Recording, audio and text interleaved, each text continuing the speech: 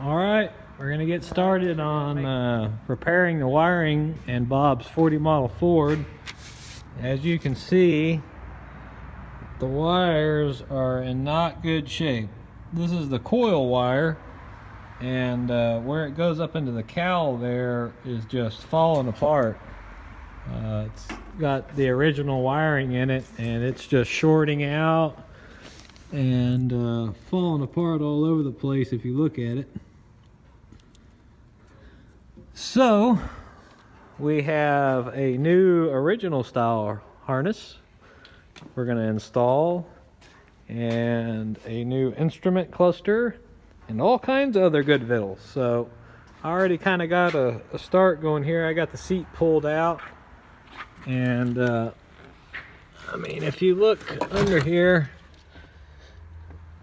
there is many wires that are either shorted out or rubbing on something, stuff that's just not happy with its life. So this is just beginning here, and I'll try to take some better video of everything once I get chooching along. All right, figure I'd make a little update progress here, if you can really see, but it's the back of the instrument cluster, getting all the wires off of it, and trying to label everything as much as I can as I go here. Went ahead and took out the headlight switch and left all the wires attached to it. Figured that'd be a lot easier to try to figure that out. I have a wiring diagram for the new harness, but you know, I want to double check I got knowledge of where everything goes. So I got the other half of the cluster to get off up there, and speedometer cable, need to get it out of there, and all the wires up here on my breaker and all that stuff, and then I'll be ready to try to fish this bad boy out. Alright, so still working along here, and got the old instrument cluster pulled out. This one still works fine, it's in good shape, but got a brand new one, and we're putting all this new wiring harness on it, so may as well put the new instrument cluster in there with it. So this will be a good resell part or hang on to type deal. Anyway, got the cluster out, and as you can see, that nice empty hole there, I got the harness all pulled out. This turn signal switch is no good, so I went ahead and just cut the wires to it here, and I'm gonna worry about all that once I get the dash put back together. Here's the dash harness. I went ahead and left it all attached to the rest of the car because I need to order this other harness down here that runs to the front, and I guess there's a harness that goes here to the headlight switch that we need to get.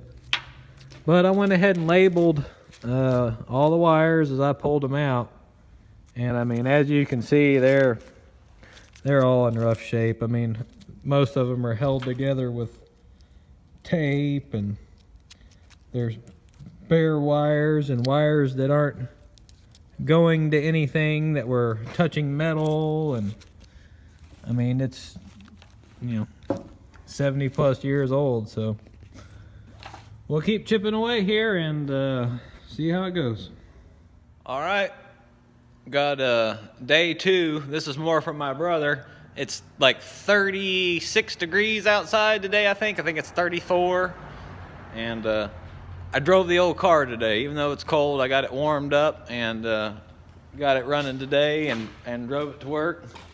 And I'm gonna keep chipping away here on the wiring for the 40. One of the last things I did before I left yesterday is kind of drooped it over this door here to try to let it kind of straighten out, because it was curled up, and kind of went through and tried to label as many of the pieces of the harness as I could. So let me show you that here. So I got this labeled for the most part, and I have to say these factory style reproduction harnesses are pretty good quality the way they're made. These are clock light and the dome lights, everything that runs over to the passenger side of the car. And then I got my ignition switch wires.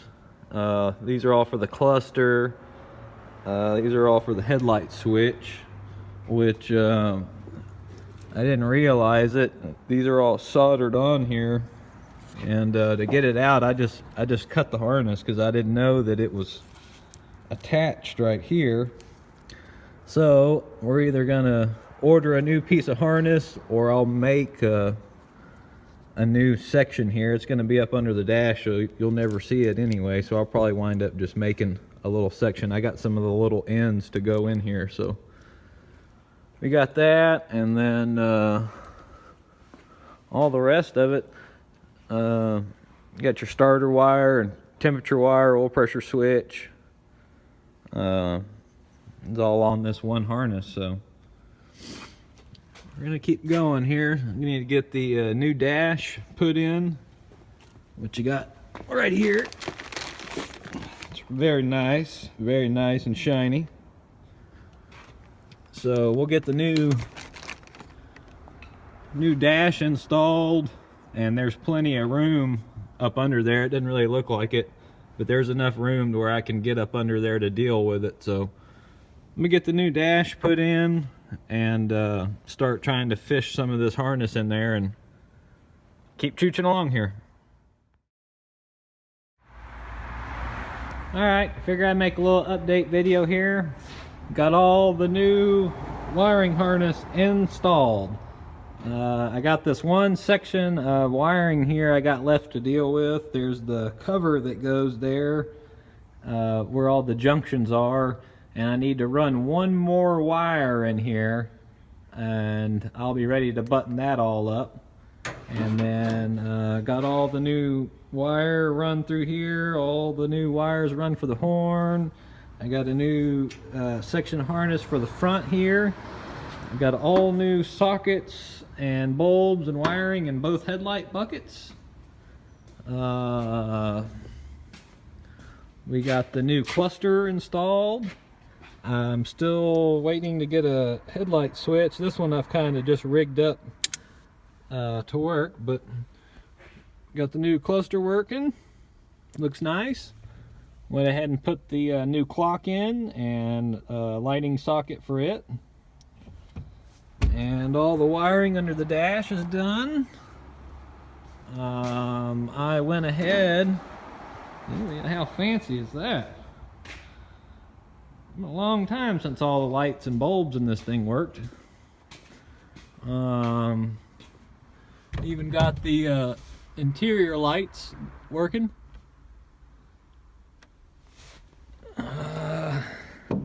I made this junction block here and mounted the turn signal relay up there a little higher than where he had it, and routed all the harnesses and got them away from the parking brake lever and all that.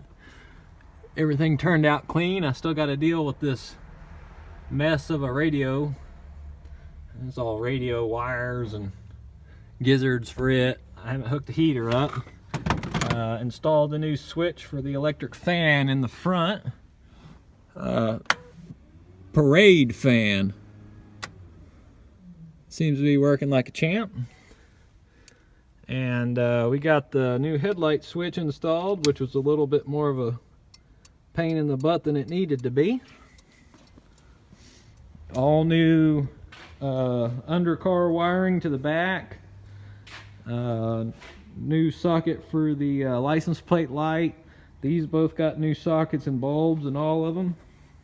See how tail light, and see how bright that turn signal and brake light is. So I'm pleased with that. It's all working. We just need to get the new headlight switch, and the electrical system in this one will be totally done. So that's nice. As you can see, I got all my vittles here, and the car is wired up exactly as the original diagram shows. So the original diagram is correct. anything ever needs to be done in the future.